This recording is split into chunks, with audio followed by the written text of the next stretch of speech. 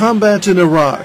U.S. troops still battling insurgents 5 years after the invasion. A U.S.-led coalition launched its attack on Iraq to topple Saddam Hussein's dictatorship, accused of developing weapons of mass destruction. Then U.S. Secretary of State Colin Powell laid out the WMD case before the UN Security Council in February 2003. Ladies and gentlemen, these are sophisticated facilities. For example, they can produce anthrax and botulinum toxin. In fact, they can produce enough dry biological agent in a single month to kill thousands upon thousands of people. U.S.-led forces soon achieved the invasion's main objective, overthrowing Saddam Hussein's regime. Saddam himself was eventually captured and later executed after a lengthy trial. But the discovery of mysterious containers did not turn out to be biological weapons, and no WMD were ever found. Instead, an insurgency grew in strength, taking a heavy toll through roadside bombs and other attacks. The Bush administration was unprepared to deal with the invasion's aftermath, says military expert Anthony Cordesman. We went into Iraq prepared for one kind of war, which was to overthrow Saddam's regime and defeat Iraq's conventional forces. We had the illusion we wouldn't need stability operations and nation building. We were unprepared for what happened. We did not create the conditions for stability. Despite free elections and the formation of a representative government, instability grew worse.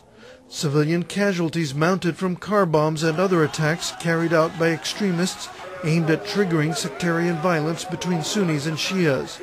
The country bordered on civil war. President Bush decided in early 2007 to send an additional 30,000 troops to Iraq in an effort to quell the violence. And relative calm has returned to Baghdad and other parts of Iraq since the troop surge.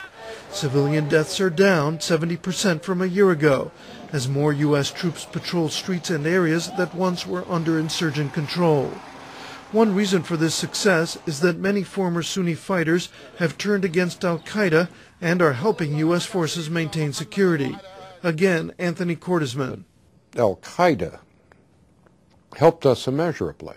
I think that we have to give credit to our enemy. They did so much damage to themselves in alienating tribal groups and Sunnis, in driving former insurgents to work with U.S. troops, that oddly enough, one of our strongest allies in making this work was our enemy.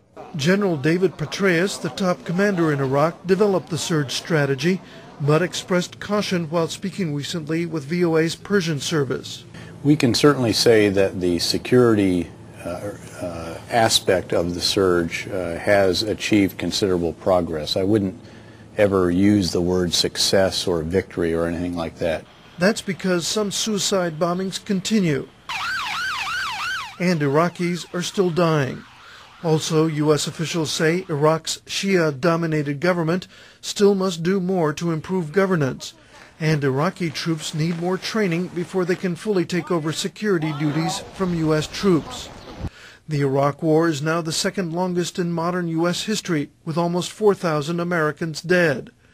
A majority of Americans have now concluded the war was a mistake, but not President Bush. The decision to remove Saddam Hussein was the right decision early in my presidency. It is the right decision at this point in my presidency, and it will forever be the right decision. Mr. Bush vowed America will continue to stand with Iraq. Yet, with Americans still dying, pressure seems likely to mount to bring an end to the war. Bill Rogers, VOA News.